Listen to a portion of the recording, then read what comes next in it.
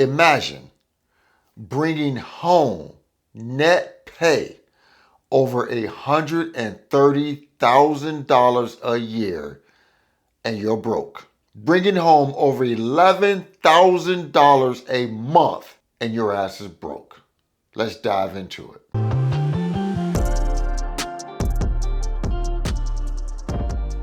Hey guys, welcome to the channel. Frank Talks Money. Real quick guys, I just need one favor. Remember to smash that like button. The more likes the video receives, the more the algorithm will share the video with more like-minded people like you and me. Now let's get right into the content. Guys, can you imagine bringing home, not grossing, but bringing home over $11,000 a month and you're broke? Can you imagine that? Can any of you guys even wrap your head around that? Bringing home a household income over $11,000 a month and you're broke.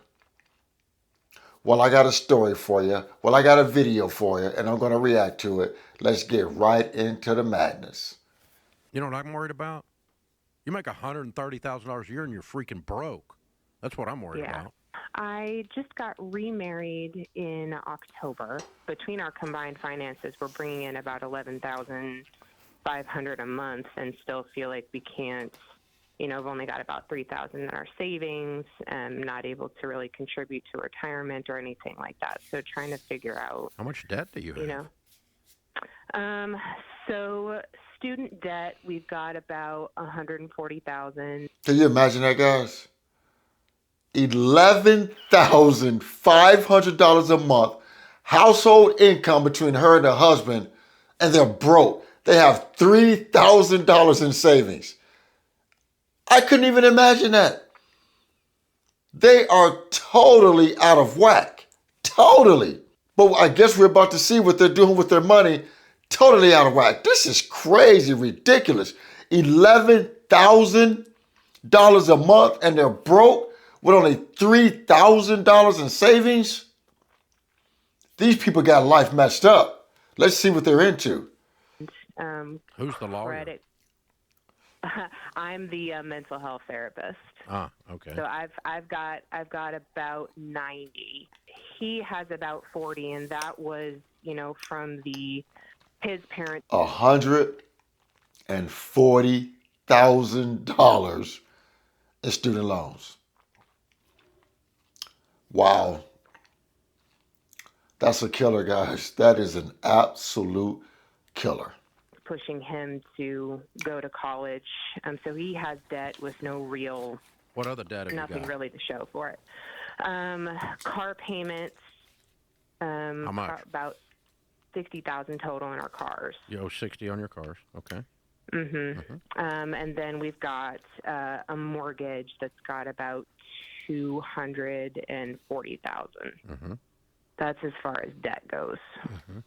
How quickly could you pay off? Could you throw $3,000, $4,000, $5,000 a month at the smallest debt? What's holding you back? I think for me, it's the fear with my daughter, making sure that we have enough. Because with me being self-employed and him. So the debt, $60,000 in cars. Depreciating assets. Here we go again with these damn cars. $60,000 worth of cars. I would probably, she didn't say what the payments were. That's just how much the debt is. But I probably would venture to say at least $1,500 a month, if not $2,000. $60,000 in car loans. That is absolutely insane.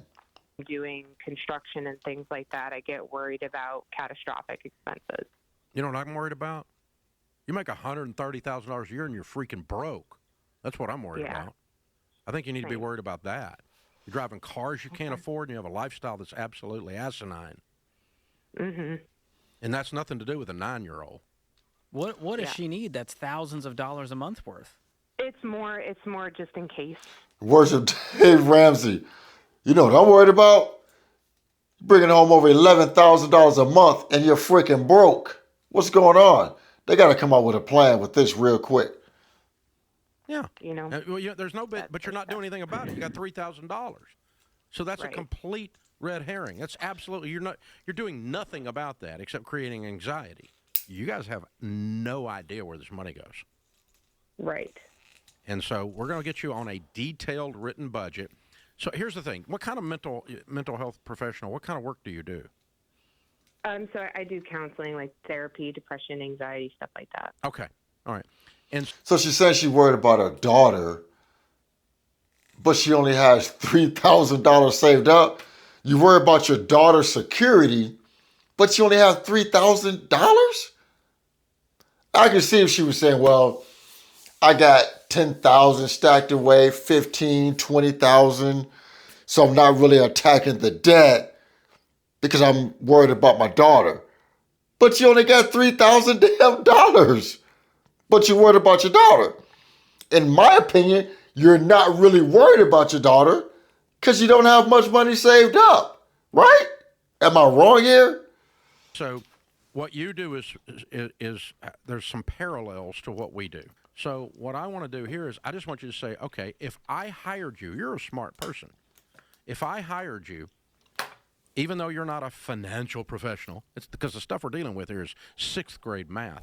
If I hired you to look at this and say, you come in objectively and you look at this family, they make $130,000, $140,000 a year, they have $3,000 to their name, they have $60,000 in car debt, and they have student loans that have been hanging around so long they think they're a pet. They feel stuck. You could objectively look in from the outside. Here we go again, guys. Again, see, like I've always said, race, gender, education has nothing to do with wealth building. Has nothing to do with wealth building. As we see here, a highly educated lady has no clue how to work her finances. No clue whatsoever. Highly educated, but has no clue how money works. Tell people all the time. I tell people all the time, I'm a B minus C student at best. On my best day. I mean, probably give myself a little bit more credit. Probably a B plus student. But some days I was C minus, solid C. I got more net worth than this household with bringing in only $11,000 a month. I'll probably bring in half that a month. So no correlation with wealth building, with gender, ethnic background, or education. None whatsoever.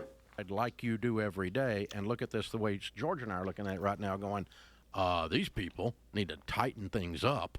They need to sell a car or two. They're not going on vacation because they're broke. And if they're Right. sick and tired of being sick and tired, you'll change your Right. process. And if you look at this objectively from the outside, I can see in a 3-minute radio conversation with you, I can see $40,000 or $50,000 a year here that you could throw at this, and you'd be out of debt in no time. But it's going to mean you're driving different cars, you're not going on vacation, you're not eating out, and it's not going to be comfortable for a while until you set some new grooves in your brain. Yeah. The way we say it is Right. you live like no one else so that later you can live and give like no one else. So if I were prescribing to you from the outside looking in, the way I'm asking you to do for yourself, I could look at these numbers and say these people have a really tough 2.5 years ahead of them so that they have an awesome life the rest of their life. And see, that's the whole idea behind it, guys, because are people willing to sacrifice like that? Like Dave says, you're not going on vacation. You're going to sell these cars and maybe buy a couple $5,000 cars. You know, they're going to, his favorite word, rice and beans. You're not literally eating rice and beans, but you're not going out to restaurants. You're cooking at home. You're going to scale your life totally back. Are you willing to do that? And most people are not. Just be honest. Most people are not willing to do that. And that's it, guys. That's basically it right there. Are they willing to do the work to get themselves out of this financial situation? Honestly, I'm going to bet and say no.